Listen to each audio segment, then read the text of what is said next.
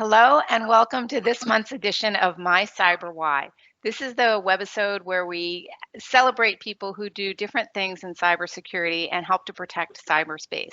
And we like to dive into a little bit of who they are and what they are, and not just focus on the bad guys. So this is really a celebration of the people who are out there doing amazing things to help us stay safer in the world. And today's guest is Olamide Adakoye.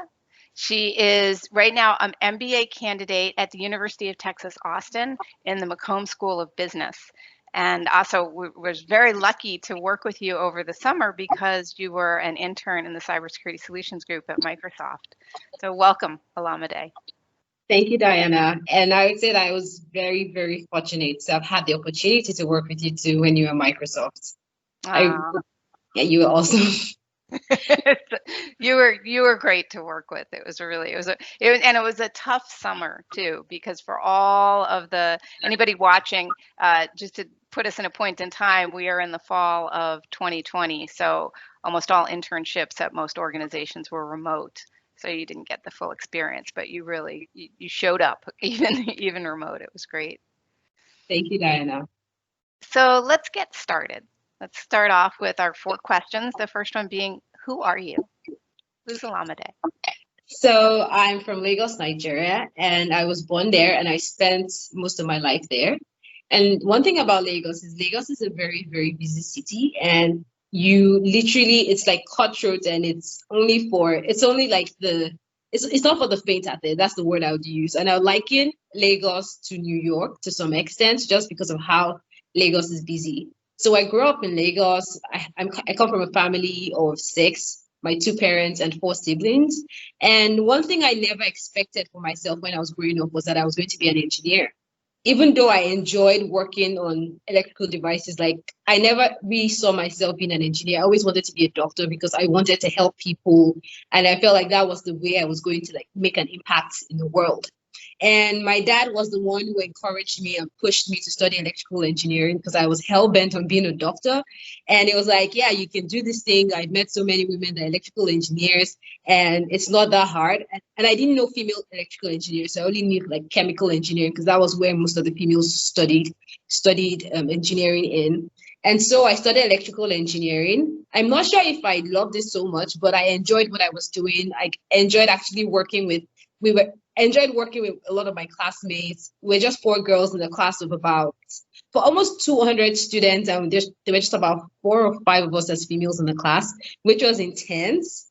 But one thing I really liked about that was I learned to be able to speak up with my classmates that were males, and they gave me a very good platform to show up and be my authentic self just working with them. And if there was anything they took from that, they always knew that I wouldn't take nonsense from them, and that was one thing they respected me about. And when I was almost done with school, I interned at Ericsson, and when I was there, the company was going through a restructuring, and that was when I finally learned about the business aspects of an engineering business and other things that go in when it comes to people's functionality and then the general process improvements. And so I started exploring what else could I do with my problem-solving mind. And that was when I decided to study engineering business management. And this time around, instead of studying that in Nigeria, I decided to go to the UK to do that. And I think one of the reasons why I just went to the UK in the first place was just I realized that I wanted to get out of my comfort zone. I wanted to leave Nigeria and I wanted to explore a different country because I'd only gone to countries for vacation, and this time around I was ready to live outside Nigeria and then just be able to see if I myself can establish myself on my own or even live on my own and survive it. And I really enjoyed being in the UK. I really loved the order, and I decided this time around I didn't want to be in a busy city. I went to study in Coventry, and really quiet town, amazing place to be in, a very nice place to retire if you're considering that. And I would say that I love the school I went to. I went to the University of Warwick, and I enjoyed getting my mind open to seeing engineering from a different point of view. And that was when I realized that I loved operations management, and I loved planning for things, and I loved improving things. So that was when I was like, oh yeah, I'll be very good at like establishing processes or like putting things in place. That would be like the best thing that I can possibly do. And so when I finished my master's, I was so cold in the UK too. I would say that it was a very cold and dark winter. And at that point, I was like, I'm ready to go home. I'm done with this. And I was like, I'm missing the sun in Nigeria and I want to go home. And when I started thinking about going home to Nigeria, I started wondering what sectors would I want to work in. And even though I had a very good background to work in operations management and probably even work in manufacturing, I decided that I wanted to work in the electricity sector. And my friend introduced me to his cousin who had a startup in Nigeria, and he was interested in like going into the electricity sector and just helping the utilities improve their revenue and also just help them and also be able to like create alternative energy solutions. And I started off working there as an analyst. And when I started working there again, I was the only female in the company. And yeah, which is funny. I was the only female in the company and I was the youngest person working there.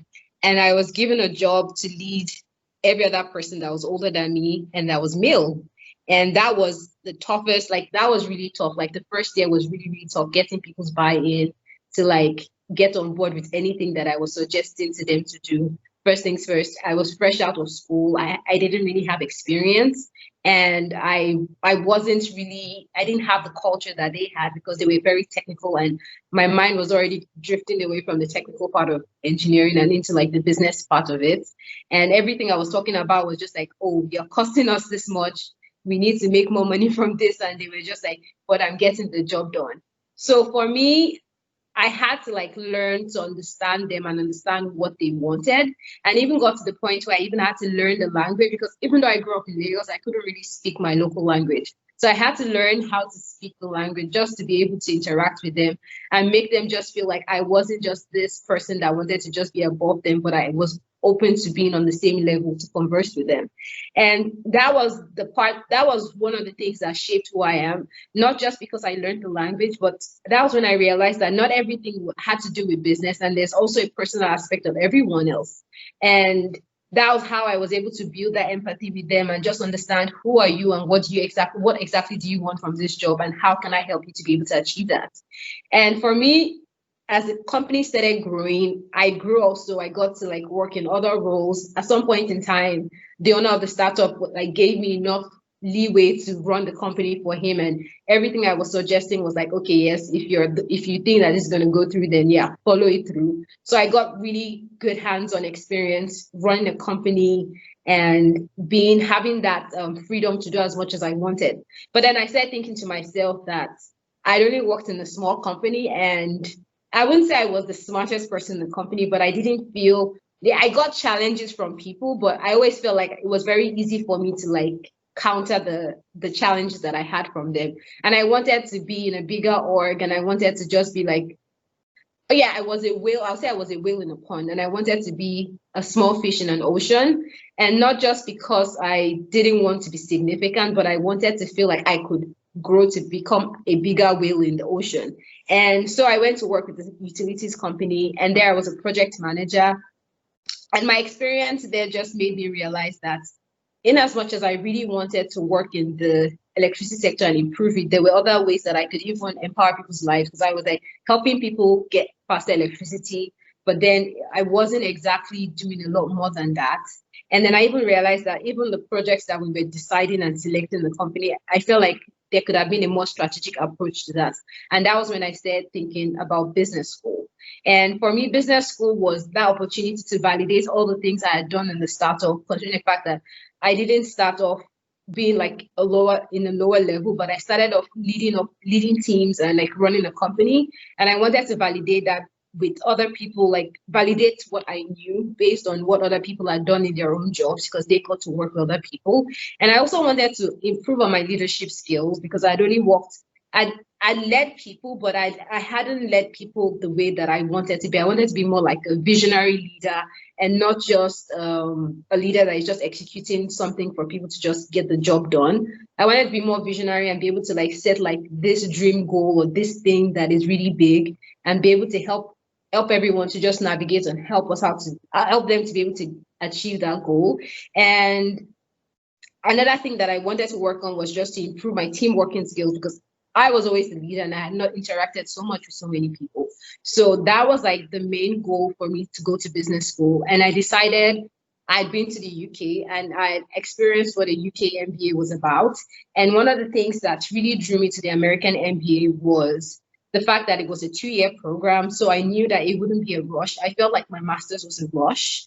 And the 2-year MBA program gave me enough time to like acclimatize to my environment and also like see the amount of things that I wanted to do. I had written down a long list of things I wanted to achieve in my MBA. And I would say that I'm one of the students in my school that have taken up way too many activities during an MBA. But I would say that those were the things I started off saying I wanted to do. And those are the things I'm getting to do right now. And another thing that I really liked about the American MBA was just the variety of people that it draws into his program and the diversity of the thoughts of the conversations that happen in class. Everybody has like a different background and experience. And one of the things that I learned was it's so amazing how you see someone that has like a political science degree and has worked and has done something completely different from what their degrees in. And that's one of the things I realized that you can get in an American MBA. You don't even get that in Nigeria. And I'm not 100% sure you get that in the UK. In Nigeria, what you study in school sometimes is like the direct link to what you're going to be doing. It's once in a while that people are able to diversify, but you don't really get to see people that studied English doing something, even working in cybersecurity or working in like an engineering company. They wouldn't have like a core role, they'll have like a support role. But one thing I learned about America is like you have the opportunity to do whatever you want to do. You just need to put in the hard work. And that was the thing that drew me here. I was like, I want to be in a place where if I put in the hard work, then I'll be able to get what I want. I will get what I want from the system. And that was like my main motivation. I'll say, yeah, that was my main motivation. So I don't know if I really like answered your question completely, Diana, or I even went overboard with answering the question. You answered it perfectly. So the first thing I have to ask is, how's the weather in Austin compared to your hometown? Is it sunny enough or? Oh, it's sunny enough. Like, Okay. I forgot to even mention that one of the reasons why I chose Austin was I didn't want the weather to be one of the things that I would have to deal with coming to a new environment, considering the fact that I know that I left the UK when I felt very depressed about the weather. And Yeah. I was like, I don't want the weather to be the first thing I'm dealing with. I want to ensure that it's somewhere that is warm and there'll be enough. I've always wanted to be an outdoor person, but thing about that, Lagos is a city and there isn't that many outdoors things for you to do. And so I wanted to be in Austin so that I had that door open for me, that if I wanted to go kayaking or I wanted to go cycling or I wanted to go hiking, I would be able to do that. And I was like, yeah, I'm gonna go to Austin. I checked the weather. Like I kept on checking the weather in February, in March, in April. I was like, I'm checking it all year round to know what the lowest temperature is ever. And I'll say summer is a lot hotter than summer in Lagos, but most year, yeah, summer in Austin is really hot. Lagos is humid and it's close to the coast. So there's a cool breeze that comes in even when the sun is really bright and hot. But in Austin, it's just hot air. It's like an oven. That's what I see. I'm like, I would put butter outside and I'll get cupcakes in Austin.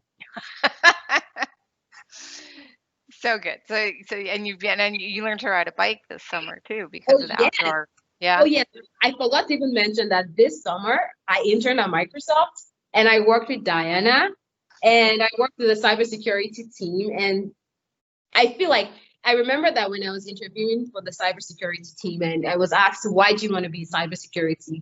And I remember saying that it was mostly because of the amount of connectivity that everyone in the world is having right now and how cybersecurity is becoming more and more important when it comes to the connectivity.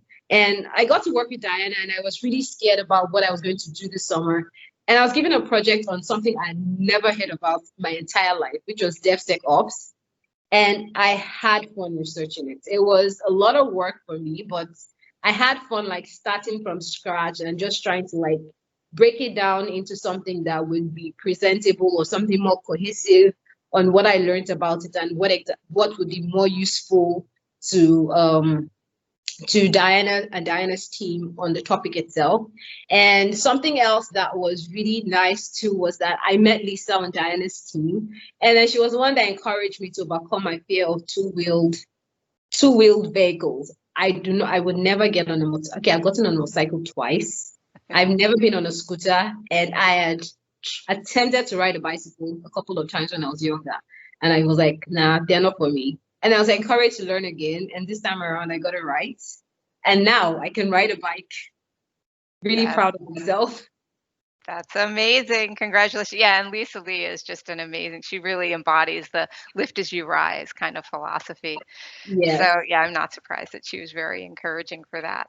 Now, why did you want to go? You're in an MBA program now. You have an electrical engineering background. You said you wanted to expand, but you're in a business, you're getting another MBA and focusing on strategy and innovation. So when you decided to apply for a role in cybersecurity at Microsoft, what was it about cybersecurity? What did you wanted to help people early on? That's why you wanted, is that part of why you went to, what's your why for cyber? To some extent, my why is kind of tied to representation. I feel like when it comes to cybersecurity, there's that mindset that you have to study computer science or you have to have built like that career in cybersecurity, or at least have some tech experience. And for me, I haven't had that. And one of the things that I'm currently focusing on is just to help people to realize that irrespective of what your background is or what you have been doing in the past, it's actually possible for you to diversify into another sector. And another thing that I tend to do also is I don't tend to follow things that will keep me comfortable. I want to do things that are completely different from what I've done in the past, because I feel like those things are the ones that stretch me to grow. And I also feel like it's also a very great opportunity for me to just experiment on things that I just might like. And you don't really know what you like until you've tested it out. So when I found out I was being interviewed for a cybersecurity role, at first I thought I was gonna get a job in Azure, and then I found out it was cybersecurity, and it wasn't like I had to spend a really long time thinking about it. It was more like, okay, is this a sector that I think is going to grow? And I was like, yes, because I don't want to be somewhere that is going to be stagnant. So one of the reasons why I chose cybersecurity was to be somewhere that was going to grow, and I saw a future for, because when I see a future for somewhere that can grow, then I know that whatever ideas or whatever input I can bring into that space would be much welcome because it's not stagnant. And then the other part was yes, I mentioned connectivity, and I mentioned the fact that now people are becoming more creative on the ways that they're hacking systems and accessing information. And information access is something having that privacy of your information is just something that I feel like it's very important right now. It's important to me. I wouldn't say I'm the most careful person when it comes to security, because I've learned a couple of things from Diana. Even over the summer, I was like, yeah, there are some things I've been doing that I need to improve on. So for me, I was like, yeah, this is the opportunity for me to even hone on how I can even improve on my own information management, and even give people that advice on how they can improve their own ability to manage their own information. And I think I touched already on representation. And I'm from Nigeria. There aren't so many people in Nigeria that get the opportunity to come to there are lots of us that get the opportunity to come to the US, but we're a fraction of the overall population of Nigerians. And I'm female also too, and I haven't worked in tech. And for me, I was like, I want to be somewhere where I'm able to be that beacon of hope to someone, that they can look at me and say, okay, there's a hope for me to be able to reach this particular place. I remember that even when I was applying to business school, I checked when every school had a student ambassador program, I checked if there were Nigerians there. And if I didn't see Nigerians there, the chances of me applying were very, very slim. And so I understand how that translates into imagining yourself in a particular place. And that was one of the reasons why I said, I'll be fine working. Not that I would fine, but I would love working in cybersecurity. I'm the kind of person that it doesn't really matter what you give to me. I'm able to like work with that and be gritty. I did that at a startup, and I was like, if I run a company that I had no knowledge on how that would go, and I was able to do that very well, then I feel like even if I'm placed in any space, I'm able to I'm like plug and play, like fit into it easily and be able to like do it seamlessly. And for me, it was that opportunity for me to be able to represent and also give people that idea, or be able to like establish that dream for them to think of themselves in those positions also. And do you think that you'll focus on cybersecurity when you graduate, or is the cyber bug bitten you, or do you think that it was good to learn, but maybe now you go focus on something else? I feel like the cyber bug has bitten me, and I'm still trying to figure out how I can like tap into this space, given my role at Microsoft. And sorry, given my future role at Microsoft, not my future role at Microsoft. And I'm really interested to find out how I would be able to like fit into the space, even beyond my role at Microsoft, and what else I can do in terms of advocacy to increase diversity in terms of not just the numbers or the people, but even in terms of like the skills and experiences that people bring into the space. Because there are other things that come in place in cybersecurity that isn't even just the people that are working on the hacks themselves, but like even the support, the people that support those that are working on improving security for companies and for organizations. And I personally asked for mentorship. I asked you for mentorship on that because I know that it's not something that I can navigate on my own. And I've started off like a couple of courses just to like really get like a better understanding of cybersecurity and the overall view of the landscape. And I'm just really hoping that one way or the other, I'm able to find something that I can align with or be able to like contribute in my own way.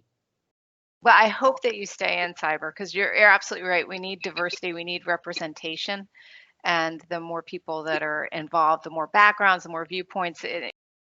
There's such a wonderful point you made earlier about in Lagos, you wouldn't have been able to be an English major and then be a cybersecurity expert.